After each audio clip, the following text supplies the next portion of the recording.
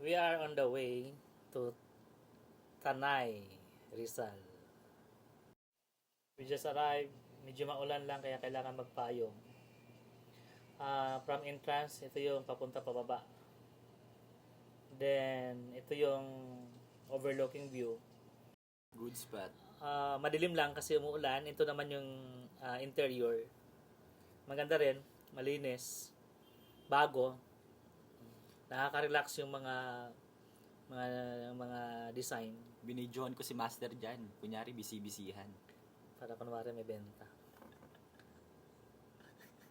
Wala naman. Yan. So maraming tao kasi ano siya weekend. Kaya marami din ang nag-relax. So medyo umaraw na, kaya silip-silip tayo ng konti. Ayun, may pogi doon na nagbisibisihan. Ang pangit nga nun. Ayan, medyo nakita mo na yung view kasi umaraw na. Pero hindi pa rin ganun ka-clear. Pero okay lang. At least hindi nabigo. So balik tayo sa loob. Yan. Pag hapon, ano pala to? Baliktad. Kasi sunset ang nandito. Yan. Tapos sa kabila niyan, sa kabilang side, yung Laguna Lake ata yun.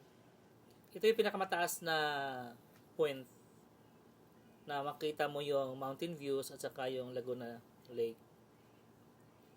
Dito lang ako palagi, nakalikod. So, medyo tumila ng ulan. So, labas tayo. 2 joints. Punta tayo ng 2 ito yung points. pinaka-rooftop. 2 points pala, 2 points, 2 points. Yan, merong daw na nagpapakit sa likod. Na nag-video lang ako, nag-video din siya. Yeah. Videoan tayo, syempre. Sana, tuluyan ng tumila yung ulan. Ganda ng spot dyan, no? Para ma-enjoy. So, ito yung isa sa mga views ng park ito ng Sierra Madre. Yeah. Mountain range. Sobrang ganda ng ginawa ni GOD. Tapos, yun, dapat marami pa sanang tao to kung hindi lang maulan. Kasi malaki-laki rin yung cityscape. Yun, medyo nakangiti na tayo kasi wala ng ulan. Say hi. 2 points. Paghapon siguro, ayan, sa baba nito, yung, kalsada papuntang Teresa yata, kung di ako nagkamali. Yan. 2 points na naman, no? Tapos pag ito yung malinaw na yan, i-focus natin ng konti yung mountain. So yun yung kalsada sa baba. Ito mayroon nag-practice ng catwalk. Yeah. Catwalk na. Hindi mapakali. So ito pang isa, ewan kung saan pupunta to. Parang lasing na iwan. Naglalakad na yun, no? Ay, tigre pala. Yan, so balikan natin yung mga views yan. Kasi medyo umaraw na maganda sana siya, no? Yun. Yung para alam mo yung kitang-kita yung pagiging green ng bundok. Greenery. Maganda. Naturalan lang. Tapos ito yata yung mga rooms ng cityscape. Kasi may mga rooms din dito pwede ka mag-check-in. Kasi resort nga siya. Pero lang, more on overlooking. Para mga views lang. Kasi wala ko nakitang swimming pool Green covers everywhere. Dito lang tayo ikot-ikot. Yan, medyo marilaw ng konti. Tapos, nagko-coffee, masarap din.